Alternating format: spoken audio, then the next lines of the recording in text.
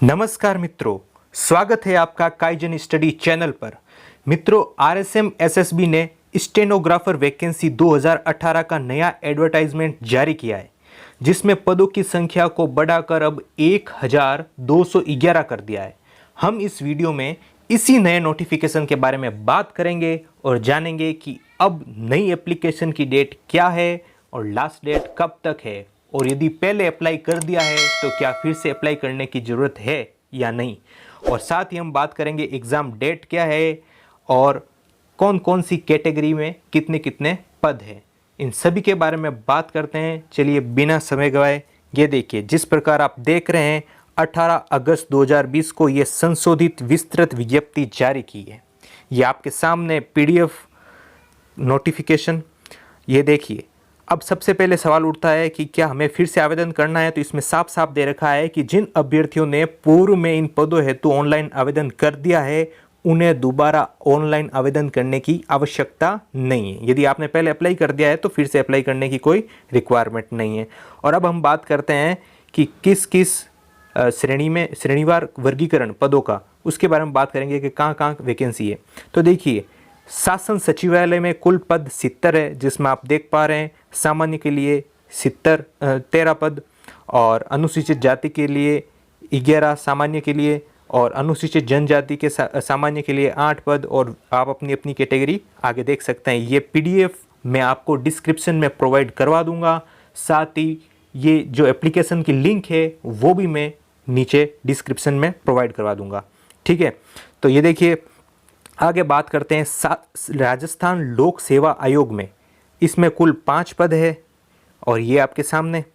और फिर आगे बात करते हैं स्क्रॉल करते हुए, राज्य के अधीनस्थ विभाग और कार्यालय में गैर अनुसूचित क्षेत्र, उसमें 1080 पद है कुल, ठीक है। और आरक्षण के बारे में आगे आप देख सकते हैं, इसमें दे रखा है। और फिर आगे की बात करते हैं अनुसूचित क्षेत्र के लिए, ठीक है। तो 58 पद इसमें हैं और इस प्रकार ये नोटिफिकेशन है। और अब हम बात करते हैं विशेष नोट के बारे में। तो विशेष नोट में पहला पॉइंट है, स्टेनोग्राफर की इस वैकेंसी में नेगेटिव मार्किंग के प्रोविज़न को हटा दिया है। ये बताया गया है कि नेगेटिव मार्किंग के प्रावधान को विलोपित किया जाता है।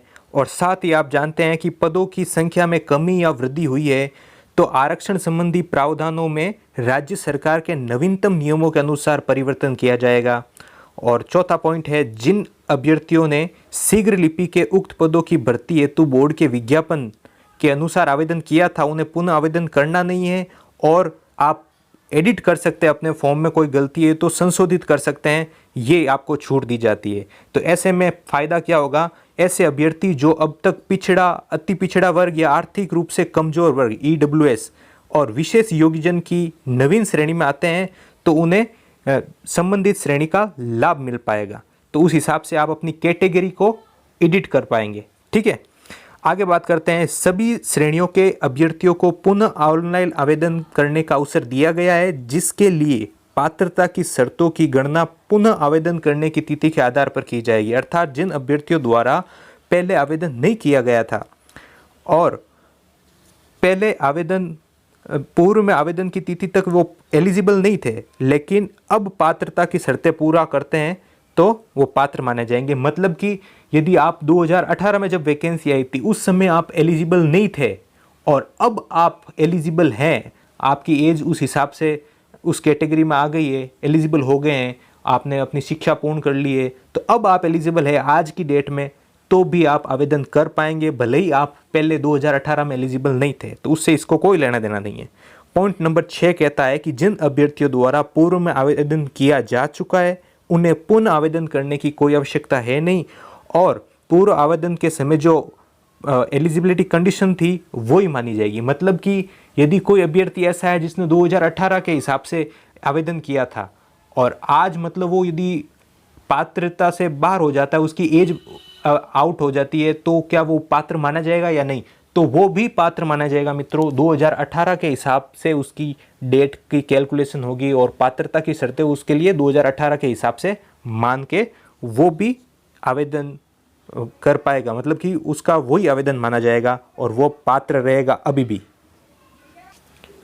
तो कुल मिलाकर ऐसा है कि जो पहले एलिजिबल नहीं था वो अब एलिजिबल हो सकेगा आज के हिसाब से, और आज के हिसाब से यदि वो पहले आवेदन कर चुका है और उस समय एलिजिबल था और आज मतलब वो एलिजिबिलिटी कंडीशन में कहीं ना कहीं दिक्कत आ रही है, तो उसके लिए वो पुरानी एलिजिबिलिटी कंडीशन मानी जाएगी, ऐसा इसमें कहा गया है। ठीक है, अब बात करते हैं आवेदन की तिथि। तो मित्रों अब आवेदन की नई तिथि 26 अगस्त 2020, जी हाँ मित्रों 26 अगस्त 2020 से फिर से एक लिंक शुरू हो जाएगी जिसमें आप जाके फॉर्म भर पाएंगे, और लास्ट डेट इसके लिए निर्धारित की है 24 सितंबर 2020। इस डेट को याद रखें, लास्ट डेट से पहले अपना फॉर्म भर लें यदि आप एलिजिबल है तो। ठीक है, और अब हम बात करते हैं आवेदन में संशोधन की। तो जिन्होंने 4 जुलाई 2018 के अनुसार आवेदन किया था उन्हें फिर से फॉर्म भरने की आवश्यकता है नहीं, ये मैं पहले भी बता चुका हूँ, और आप फॉर्म को एडिट कर पाएंगे। तो नए आवेदक जो होंगे उनके लिए करेक्शन के क्या नियम होंगे, तो ये देखिए 25 सितंबर से 1 अक्टूबर तक, 25 सितंबर से 1 अक्टूबर 2020 तक ये 300 रुपये दे के अपने फॉर्म में करेक्शन कर सकेंगे। ठीक है, और जो पहले आवेदन कर चुके हैं उनके लिए 2 अक्टूबर से 8 अक्टूबर तक की डेट दी गई है, उसमें आप जाके अपने फॉर्म को एडिट कर सकेंगे, अपनी कैटेगरी को एडिट कर सकेंगे। यदि आप पहले EWS की कैटेगरी में नहीं आते थे और आप आपने वो फॉर्म बनवा लिया है, मतलब बन गया है आपका EWS का, तो आप अप्लाई कर सकते हैं, कैटेगरी को एडिट कर सकते हैं। इसके लिए 2 अक्टूबर से 8 अक्टूबर की डेट निर्धारित की गई है, तो इस प्रकार आप ये फ्री में कर सकेंगे ये काम। और ये लास्ट में दे रखा है, शीघ्र लिपिक के उक्त पदों पर भर्ती हेतु विज्ञापन की शेष शर्तें तथा ऑनलाइन आवेदन करने की प्रक्रिया, परीक्षा शुल्क, प्रवेश पत्र, आरक्षण संबंधी प्रावधान, वेतनमान, पात्रता और शैक्षणिक योग्यता, राष्ट्रीयता, आयु संबंधी प्रावधान, ये सब चीज़ें पूर्व की विज्ञापन संख्या 13/2018 दिनांक जो 4 जुलाई 2018 को जारी की गई थी उसके हिसाब से रहेगी। तो सारी की सारी वो कंडीशनें उस हिसाब से रहेगी। और अब हम बात करते हैं सबसे इम्पोर्टेंट एग्ज़ाम डेट के बारे में। आप जैसा कि जानते हैं कि कोरोना के कारण से सभी परीक्षाओं की तिथियां परिवर्तित कर दी गई थी, सभी एग्ज़ाम प्रभावित हुए थे कोरोना की वजह से। तो फिर 26 जून 2020 को RSM SSB ने नया अपना एक्सपेक्टेड डेट मतलब टेंटेटिव कैलेंडर जारी किया था परीक्षाओं के लेके। उसमें हम बात करते हैं कि अपनी कहाँ आती है। आप देख सकते हैं दूसरी परीक्षाओं को भी स्क्रॉल करके, इसकी भी मैं PDF आपको दे दूंगा। ये देखिए 14वां पॉइंट, शीघ्र लिपिक स्टेनोग्राफर संयुक्त सीधी भर्ती परीक्षा 2018।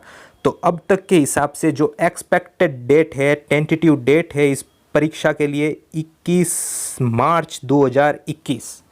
ठीक है, तो इस डेट को दिमाग में रखना, इसी हिसाब से आप अपनी तैयारी करना।